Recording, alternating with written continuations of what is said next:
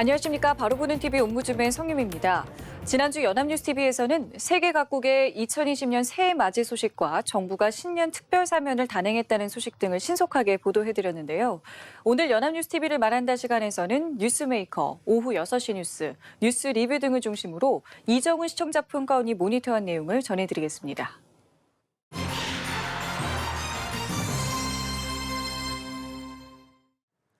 지난 연말에 있었던 한중일 정상회의와 국회의 공직선거법 개정안 처리는 2020년 대한민국의 외교적 성과와 국내 정치에 중대한 영향을 미칠 수 있는 사안들로 연말 동안 국내외적으로 많은 관심 속에 진행되었던 이슈들이었습니다.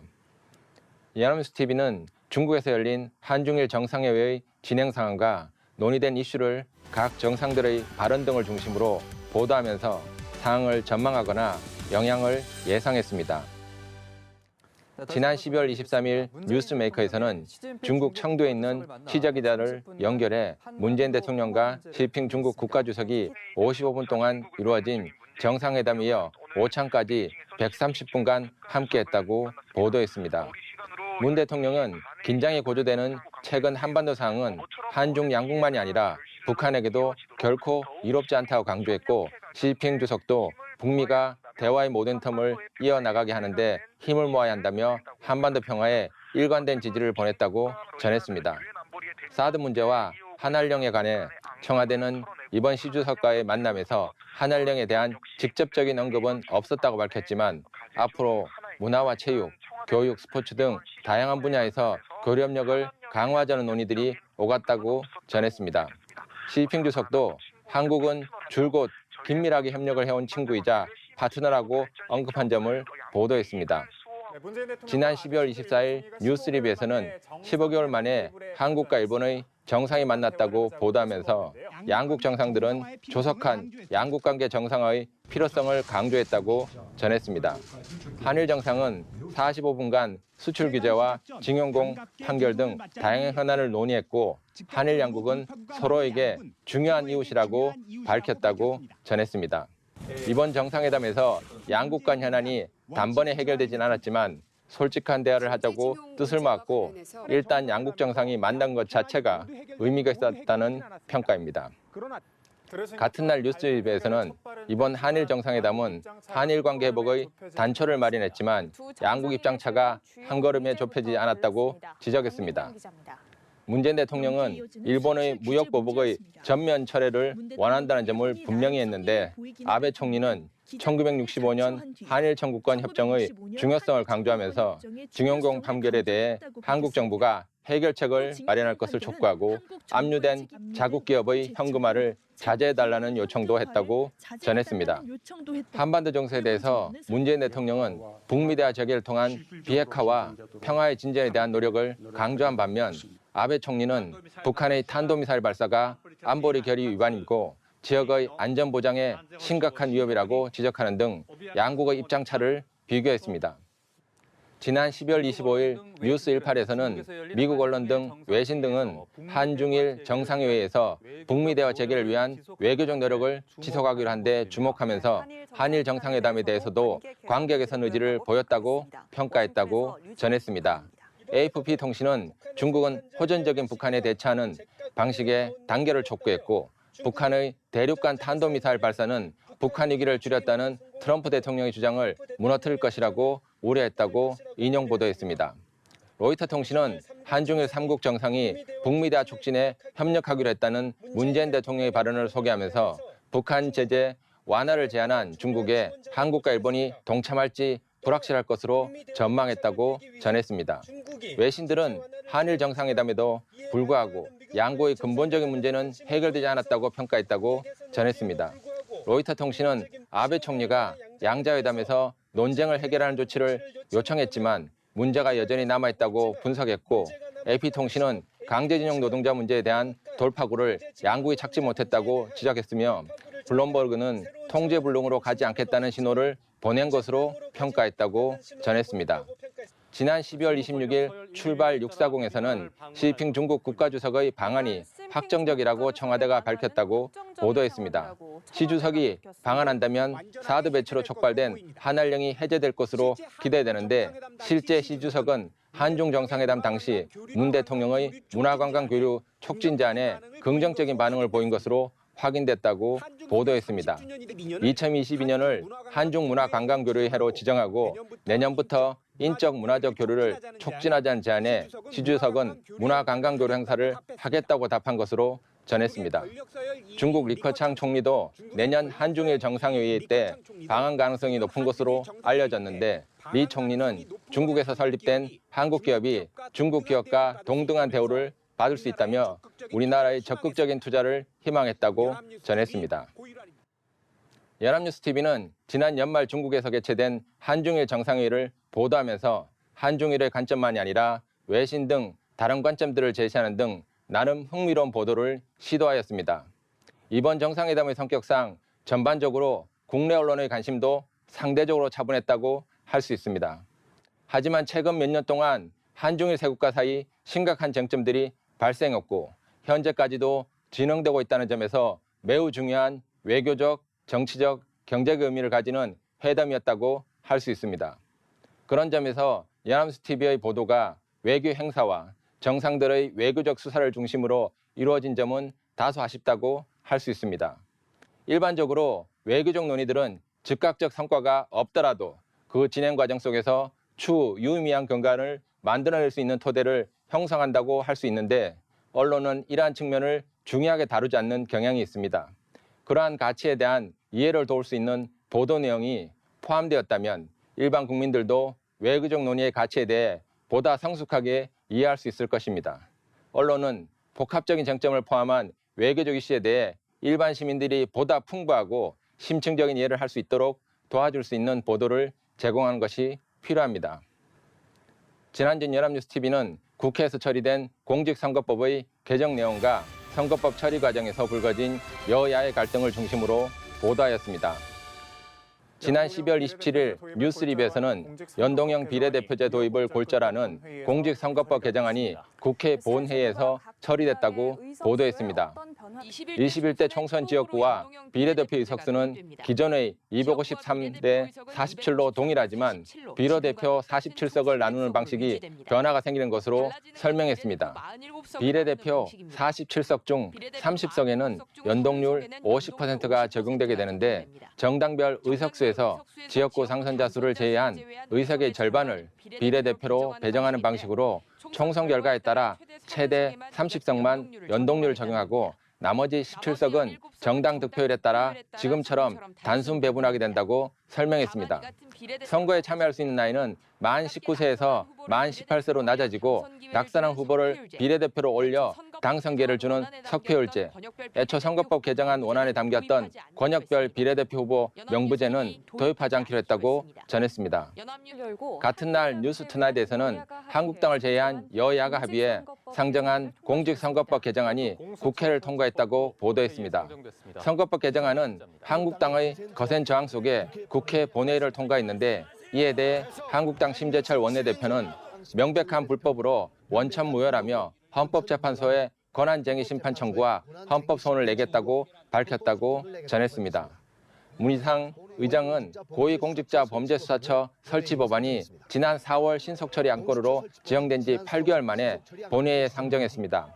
한국당의 전원위원회 소집 요구와 관련한 여야 합의가 불발되면서 한국당이 신청한 무제한 토론, 필리버스터가 시작됐고 선거법 상정 때와 마찬가지로 민주당 의원들도 토론에 참여했다고 보도했습니다. 본회의에서 임시국회 회기를 26일부터 28일까지로 결정한 데 따라 필리버스터는 1월 공시에 자동 종료될 예정이라고 전했습니다. 지난 12월 28일 뉴스 공고에서는 선거법 개정안 표결 과정에서 본회의가 열리기 전부터 한국당 의원들은 의장석을 점거하면서 인간 장벽을 쌓고 몸싸움을 하는 등 패스트트랙 법안 지정 당시 동물국회를 재헌했다고 보도했습니다. 질서유지권이 발동된 상황에서 1시간이 넘는 대치 끝에 문희상 의장이 겨우 본회의 개의를 선포했지만 고성과 소란은 계속됐고 의장석 옆에서 항의하던 심재철 한국당 원내대표는 끌려나갔다고 당시 상황을 전했습니다. 본회의 개의 6분 만에 찬성 156명, 반대 10명, 기권 1명으로 선거법 개정안이 통과되었고 한국당 의원들은 원천 무효를 외치며 항의했다고 보도했습니다. 이어진 보도에서는 연동형 비례제 선거법이 통과됨에 따라 자유한국당은 비례대표용 정당 창당 작업을 가속할 것으로 보이는데 더불어민주당은 이런 꼼수는 국민의 선택을 받을 수 없을 것이라고 비판하면서도 내심 소가리를 하는 분위기라고 전했습니다. 자유한국당은 현역 의원을 비례정당으로 옮겨 기호 3번을 받겠다는 구체적인 계획까지 세웠는데 위성정당을 만들어서 지지자들에게 지역구 투표는 한국당에, 비례대표 투표는 비례정당에 몰아달라고 호소하겠다는 전략이라고 설명했습니다. 민주당은 선거개혁을 역행하는 꼼수 중의 꼼수라고 비판하면서도 내심으로는 마땅한 대응책이 없어 고민이 깊어지는 분위기라고 전했습니다. 비례민주당으로 맞불을 놓자는 의견도 있지만 선거제 개혁을 주도한 입장에서 꺼내들기는 어려운 카드여서 공식 검토한 적은 없다고 부인하고 있다고 보도했습니다. 선거법 개정안은 법안 내용도 복잡하고 여기에 연관된 정책계산법도 복잡한 사안으로 보도하기 매우 어려운 의제라고 할 수 있습니다. 연합뉴스 TV뿐만 아니라 여러 언론들은 사안을 개념 중심으로 적절하게 보도하기보다는 국회 내 물리적 대립이나 개정안 통과 과정의 정책 갈등을 중심으로 보도하였습니다. 이러한 접근 방법이 가지고는 저널리즘적 유해성도 문제지만 해당 사안에 대한 꼼꼼한 설명이 부족한 점도 아쉽습니다. 우선 국내에서 최초로 적용되는 비례대표 연동제에 대해서 일반 시민들이 금방 이해하기 어려운 점이 많습니다. 법안 내용을 단순하게 서술하기보다는 일반 시청자들이 알기 쉽게 개정안의 내용을 설명하는 것이 필요했습니다. 비례당이라는 전략이 새로운 선거법 하에서 현실적으로 가능한지 등에 관한 설명이 필요하고 투표 가능 연령의 개정이 가져올 수 있는 변화도 시청자들은 궁금해할 것입니다. 언론은 이번 선거법 개정안 이해 당사자가 선출직에 도전하는 정치권만이 아니라 그들을 직접 뽑아야 하는 일반 유권자도 포함되어 있다는 점을 기억할 필요가 있습니다.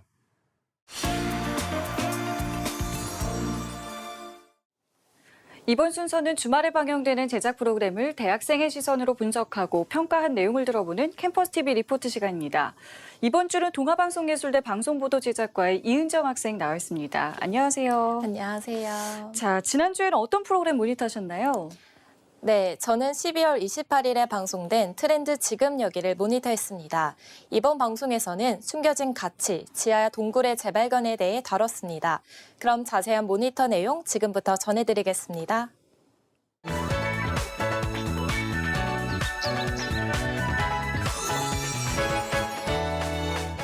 방송은 충청북도 옥천구 옥청터널에서 시작합니다.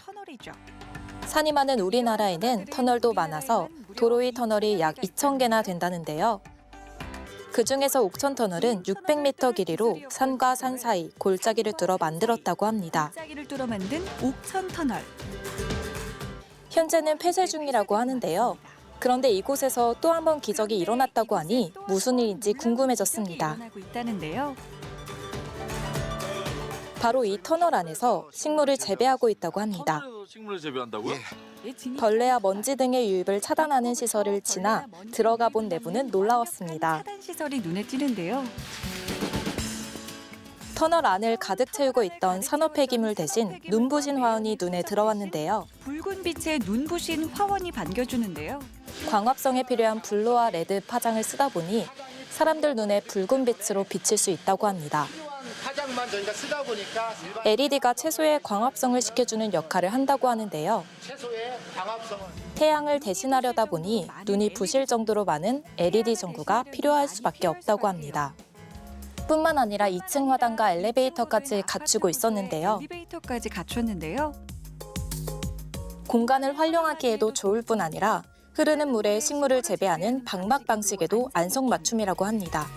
각 라인의 호스를 통해 수경 재배를 하느라 물 소비량이 많은데 살균 처리를 하여 순환 사용한다는 점이 인상 깊었습니다. 계속 순환식으로 리사이클링으로 해서 이곳에선 이자벨, 이자트릭스 등 4종류의 유럽 품종 채소를 재배하고 있다고 하는데요. 샐러드에 사용되는 프리미엄 채소들이라고 합니다. 그럼 1년에 몇 번이나 생산이 가능한 걸까요? 1년에 12모작을 한다는 설명에 놀라지 않을 수 없었습니다. 그래서 한 15모작까지 지금 하려고 저희가 계획하고 있습니다. 센서와 비행기 엔진용 팬 등으로 재배 환경을 조절할 수 있어 자연재해로 농사를 망칠 일이 없다고 합니다. 환기 공조까지. 재배 환경을 조절할 수 있으니 일하시는 분도 깨끗한 환경에서 농사를 지을 수 있으니 밖에서 일하는 것보다 훨씬 낫다고 말씀하셨습니다. 깨끗하고 깔끔하잖아요. 식물하고 같이 맨날 놀으니까 재밌죠. 여기가 내부에서도 보안이 철저한 곳이 있었는데요. 내부에서도 좀 보완으로 하고 있는 바로 딸기 농장입니다. 크고 당도가 높은 딸기가 줄지어 재배되고 있는 장면이 신기했습니다. 특히 일반 농가와 상생을 추구하면서 소비자에게 연중 맛있는 딸기를 선보이려고 수확 시기를 조절한다는 내용이 기억에 남았습니다. 수확 시기를 조절한 것인데요. 이어서 찾아간 경상남도 함안군에는 동굴 식당이 있었습니다. 아니, 식당 안에 왜 동굴이 있나요? 넓은 동굴 안에 좌석이 비치돼 있는 동굴 식당은 인기 식사 장소라고 합니다. 인기 식사 장소랍니다. 이곳은 원래 일제강점기 50여 년에 걸쳐 순금 100톤 이상을 채취했던 금광이 있었다고 합니다. 30년 전 갱내에 물길이 터져 폐광이 되고 금에 좋은 기운을 받은 동굴 식당의 메뉴는 보양식인데요.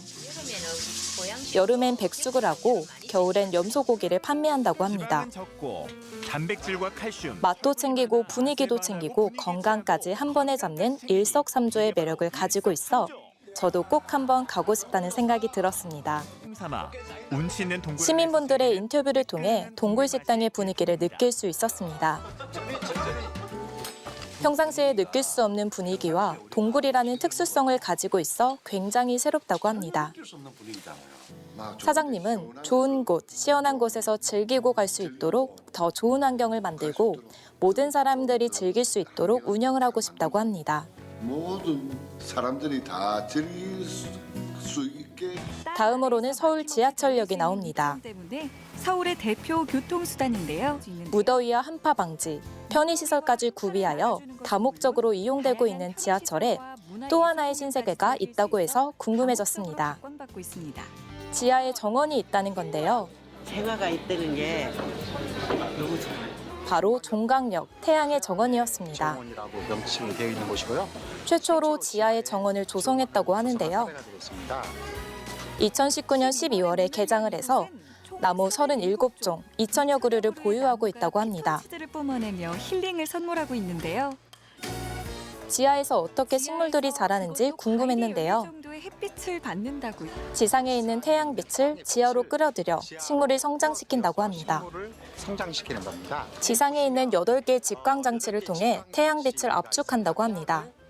압축해주는 장치입니다. 특히 한국 기술이라는 점이 뿌듯했습니다. 우리의 기술로 새로운 생명을 얻은 공간. 네, 모니터한 내용 잘 봤습니다. 이윤정 학생은 이번 트렌드 지금 여기에서 어떤 부분이 가장 인상 깊었었나요? 네, 저는 터널이라 하면 답답하다고만 생각했는데 이번 방송을 통해 인공터널의 다양한 가치와 이색 장소를 알게 되어 좋았습니다. 특히 태양의 정원이 가장 인상 깊었는데요. 지하에서 자연을 느낄 수 있어서 꼭 한번 가보고 싶다는 생각이 들었습니다. 네, 알겠습니다. 지금까지 동아방송예술대 방송보도제작과의 이윤정 학생과 함께했습니다. 말씀 고맙습니다.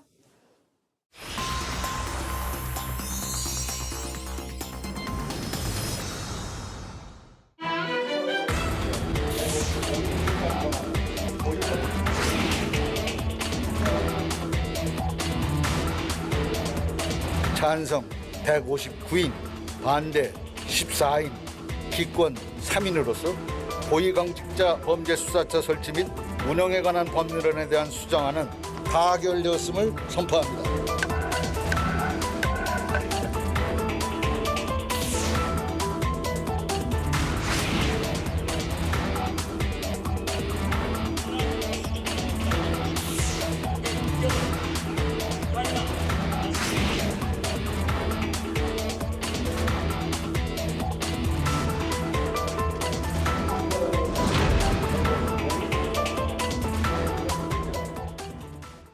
공정 공직선거법 개정안에 이어 두 번째로 상정된 패스트트랙 법안인 고위공직자 범죄수사처, 이른바 공수처 설치 법안이 지난해 말 국회를 통과했습니다. 이 공수처법은 첨예한 갈등과 진통 끝에 통과가 됐는데요. 오늘 TV와 비평 시간에는 공수처 설치법 통과에 대해서 우리 언론은 어떻게 보도하고 있는지 자세히 알아보겠습니다. 오늘 명지대학교 디지털미디어학과 최선규 교수 자리하셨습니다. 안녕하세요. 안녕하세요. 자, 공수처법이 국회 본회의를 통과를 했습니다. 정말 많은 우여곡절이 있었는데요. 그간의 과정을 좀 정리를 해주시고 정치권의 반응을 언론에서는 어떻게 보도했는지도 짚어볼까요? 네.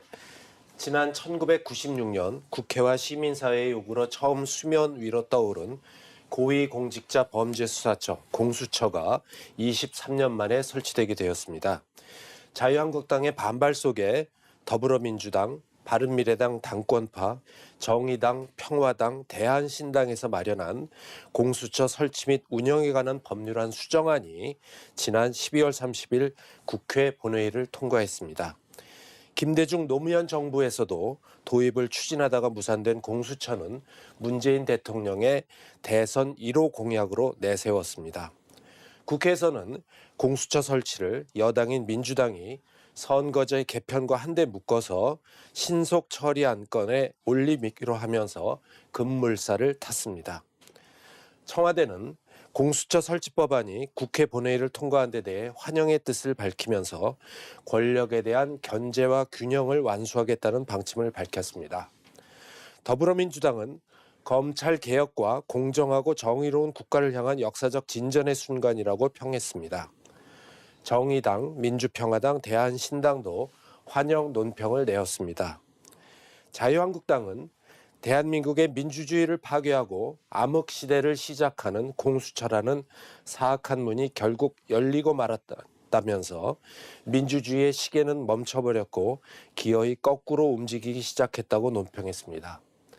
자유한국당은 공수처법 통과 후 본회의장 앞에서 기자회견을 갖고 위헌이 분명한 공수처법에 대해서 헌법 소원을 내겠다면서 강하게 반발했습니다. 의원직 총사퇴라는 초강경 카드를 꺼내든 데 이어 장외투쟁을 예고하기도 했습니다. 네, 그렇다면 이번에 통과된 이 공수처법의 핵심 내용은 무엇인지 설명을 좀 해주시고요. 검찰을 비롯한 법조계 반응은 또 어땠는지도 살펴주실까요? 네. 공수처법은 고위공직자의 직무 관련 부정부패를 전담해서 수사하는 기관을 새로 설치한다는 내용이 골자입니다. 공수처가 수사 대상으로 하는 고위공직자는 대통령, 국회의원, 법관, 정무직 공무원, 시도지사 및 교육감, 판검사, 경무관 이상의 경찰 공무원, 장성급 이상의 장교 등으로서 공수처의 수사 대상은 약 7,200명 정도로 추산됩니다. 다만 기소권을 행사할 수 있는 대상은 판검사와 경무관급 이상 경찰로 한정돼 있습니다. 공수처 조직은 처장과 차장을 포함해 25명 내외의 검사로 임명됩니다. 공수처장은 공수처장 후보 추천위원회가 2명을 추천하면 이 가운데서 대통령이 1명을 지명해 인사청문회를 거쳐 임명합니다. 공수처 검사는 변호사 자격을 10년 이상 보유한 인물 중에서 재판과 수사 업무를 5년 이상 수행한 경력이 있는 자 중에 임명을 합니다. 공수처 수사관 정원은 처음 30명에서 40명으로 늘었습니다. 공수처법의 제24조 2항에 다른 수사기관이 범죄를 수사하는 과정에서 고위공직자의 범죄를 인지한 경우에는 그 사실을 즉시 공수처에 통보해야 한다는 이른바 즉시 통보 조항에 대해서는 특히 향후 논란이 예고되고 있습니다. 이를 놓고 자유한국당에서는 수사 단서만 인지해도 무조건 공수처에 모든 정보를 넘기도록 한 것이어서 살아있는 권력에 대한 수사는 불가능해지고 정치적 반대자에 대한 탄압용으로 공수처가 악용될 것이라고 주장하고 있습니다. 공수처법안이 통과된 이후 대검찰청은 따로 반응을 내지 않았지만 주요 일간지들은 검찰 내부의 반응을 보도했습니다. 주요 일간지들이 전한 검찰 내부 또는 법조계의 반응은 공수처를 비난하거나 우려를 표한 경우가 대부분이었습니다. 중앙일보는 검찰 개혁한다면서 검찰보다 더 센 괴물을 만들었다는 제목의 지난 12월 31일자 기사에서 정치권의 시녀인 검찰을 개혁한다더니 공수처의 시녀로 전락시켰다는 검찰 내부의 토로가 나왔다고 전했습니다. 또한 이번 공수처 조직은 비유하자면 기소권까지 갖는 과거 청와대 사직동팀 또는 검찰총장 산하가 아닌 대통령 직속의 대검 중수부의 부활인 셈이라고 비판한 검찰 중견 간부의 말도 전했습니다. 한겨레도 지난 12월 30일자 대검 공수처 통과에 공식 입장 없다라는 제목의 기사에서 검찰 관계자가 수사 착수 때부터 공수처 통보 조항이 그대로 통과된 데 대해 우려를 포했다면서 부패 범죄 대응 역량을 강화하는 게 아니라 오히려 줄어들 것이라는 말을 전했습니다. 또 다른 관계자는 공수처가 빅브라더가 될 것이라면서 공수처가 고위공직자 수사의 고스톱을 정하고 뭉갤 수도 있다는 의견을 전했습니다. 그러나 검찰 일각에서는 공수처 도입이 검찰 수사를 견제하는 계기가 될 것이라는 목소리도 나왔다고 보도했습니다. 윤석열 검찰총장은 지난 12월 31일자에 내놓은 신년사에서 부정부패와 민생범죄에 대한 국가 대응 역량이 악화되는 일이 없도록 국민의 검찰로서 최선을 다하자고 말했습니다. 고위공직자범죄수사처 법안이 전날 국회에서 통과된 것과 관련해서 간접적인 첫 입장 표명이라고 할 수 있겠습니다. 네, 사실 이 공수처법이 국회를 통과하기까지 우리 언론의 보도도 상당히 첨예하게 갈렸습니다. 보수 진보 언론에서는 어떻게 보도를 했었는지 또 문제점이 있었다면 어떤 것들이 있었는지도 전해주실까요? 네, 공수처 설치에 대한 언론의 보도는 극명하게 갈렸습니다. 조선일보는 공수처 수사 검열하는 민변 검찰이자 정권 방패 명백한 위헌이라는 제목의 사설에서 공수처는 원래 현직 대통령과 그 측근들을 수사하기 위해 만들자는 것이었는데 지금 공수처는 그 목적에서 반대로 변질됐다고 밝혔습니다. 공수처는 정작 대통령이나 친인척 등은 기소도 못하면서 판검사만 기소할 수 있는 사실상의 판검사 사찰기구라고 주장했습니다. 또 공수처장은 사실상 대통령이 임명하며 민변 출신이나 조국 같은 사람이 공수처장에 임명되어 공수처는 대통령 하명 수사기관이 될 것이며 한 번 공수처 검사가 되면 9년까지 자리에 있을 수 있어 정권이 바뀌더라도 수사 권력은 여전히 민변 공수처 검사가 쥐게 되어 어떤 일이 벌어질지 짐작이 어렵지 않다고 주장했습니다. 이런 공수처를 견제할 수 있는 수단은 아무것도 없으며 오로지 제왕적 대통령의 말만 듣는 무소불위 권력기관이라는 것입니다. 경향신문은 마침내 공수처 입법, 검찰공화국 오명 벗을 전기 3회라는 제목의 사설에서 검찰개혁은 검찰의 중립성을 확보하고 무소불위의 검찰 권력을 제한하고 민주적 통제하에 검찰을 두는 것으로 요약할 수 있다면서 공수처 설치는 이러한 검찰개혁의 핵심이라고 주장했습니다. 보수 야당과 언론에서 슈퍼 공수처, 게슈타포 운운하며 반발한 것은 터무니없는 주장이며 공수처 설치는 정치검찰을 국민의 검찰로 돌려놓기 위한 형사사법제도의 중대한 진전이라고 평가했습니다. 공수처 설치에 대한 대부분의 언론은 정파적인 보도 경향을 보였습니다. 보수 언론은 검찰과 보수 정당 의견에 힘을 실어주는 모양새였고 진보 언론은 검찰 개혁에 몰입했습니다. 공수처에 관한 언론 보도가 정치적으로 나뉠 일인지 언론은 자문하고 국민은 언론 보도라 하더라도 비판적으로 바라봐야 할 것입니다.